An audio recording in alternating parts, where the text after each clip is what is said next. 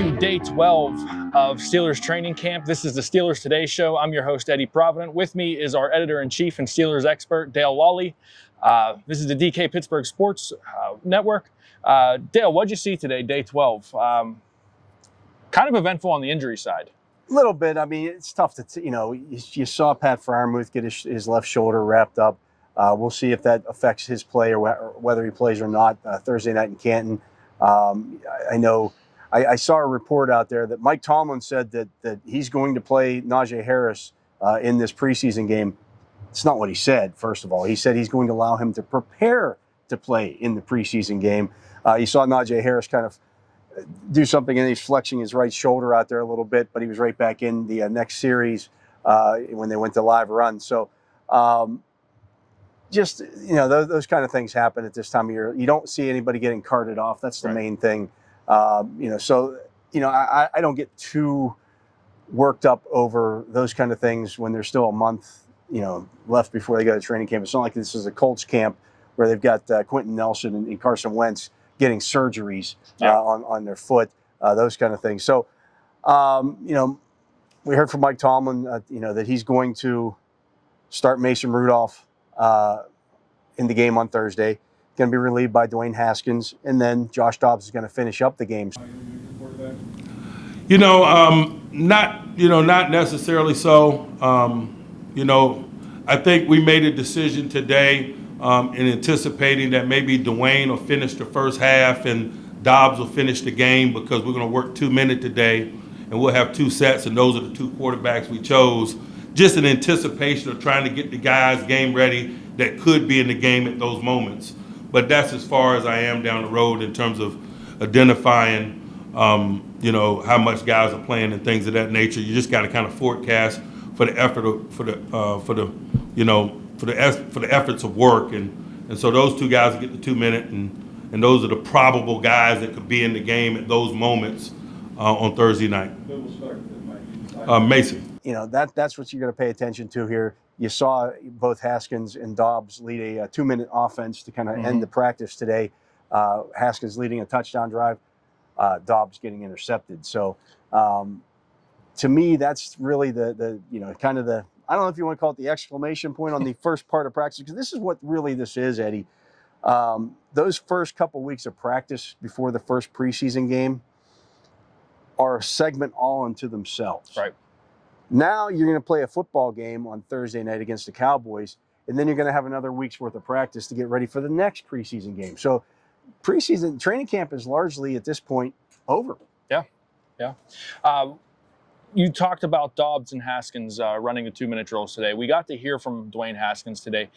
Do you think that third job is his locked up, or do you think there's still some battle there? And how do you think he stacks up against Mason Rudolph? Because, again, like you said, just camp. But Mason hasn't looked as good as maybe we all thought and hoped he would look.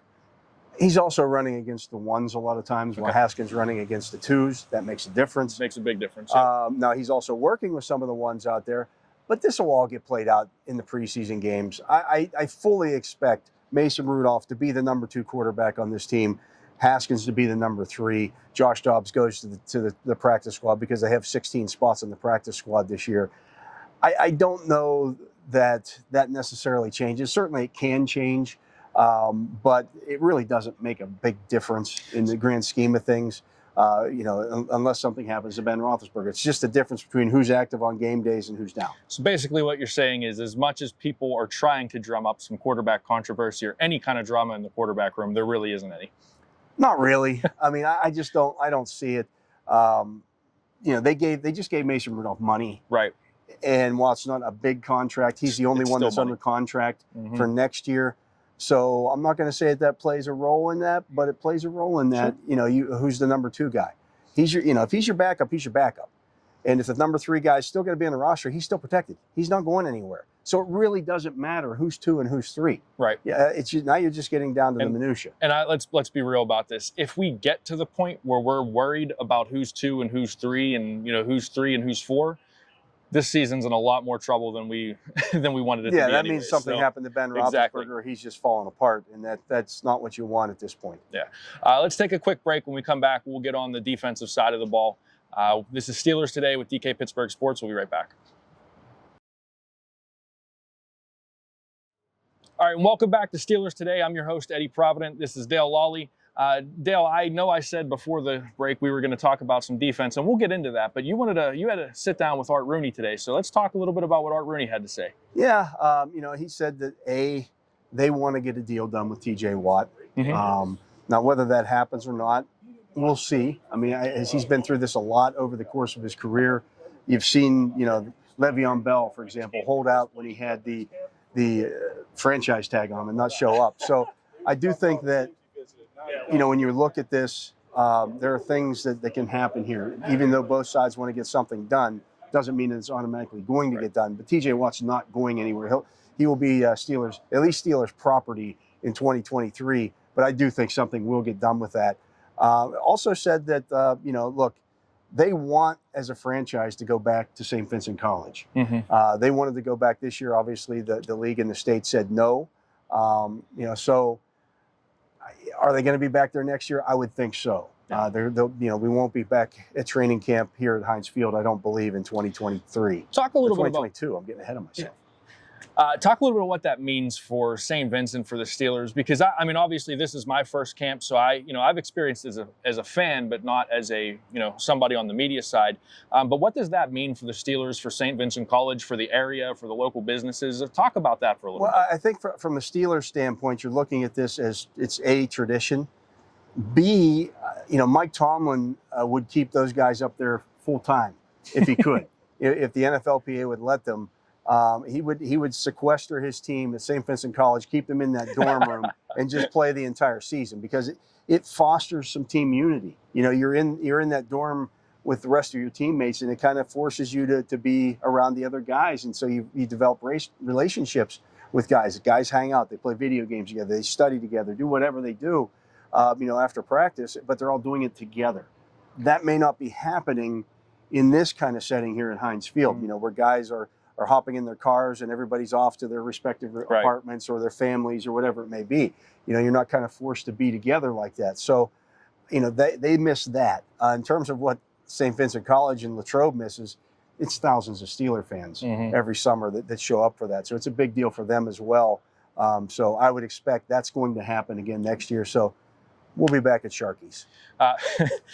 We'll wrap up two things. So on the defensive side of the football, I did want to talk about this. Robert Spillane, we saw him one-on-one against Najee Harris, one-on-one against, I think it was Pat Freiermuth, but he got beat a couple of times. Do you look into anything? Do you look into that at all, or is that just a one-on-one drill for a guy who's not really built for one-on-one coverage? It's as much as backs on backers favors the defense, and it absolutely does. Those one-on-one passing drills where you have a tight end or a running back on a linebacker with the entire field open behind them. It's kind of hard. It's not fair. It's especially for a guy like Spillane, who is more of a zone linebacker than he is a man-to-man guy. Right. He's not going to win any foot races out there, but he's smart enough to know his depth of drops and those kind of things. That's where his value comes into play. Read the quarterback's eyes, those kind of things. So, yeah, it's not going to favor a guy like Robert Spillane. And then finally, looking forward to Thursday, the game against the Cowboys up in Canton. What are you looking forward to as far as storylines go? Who are you excited to see in pads playing against another uniform? What's your outlook for Thursday night? I just want to see a game. Yeah. Right about a game. Obviously a lot of the attention will be on Haskins. As I mentioned, I don't think Harris is going to play, but we'll see Kendrick Green in there at center. So there's some young guys that you want to see out there, see how they perform against another team and see how that goes. And, injuries are always part of this. So, do they make it through this game unscathed? Yeah. All right. Well, the next time we see you, we'll have a football game to talk about. For Dale Lawley, I'm Eddie Provident. This has been Steelers Today on DK Pittsburgh Sports. Thanks for watching. We'll catch you later.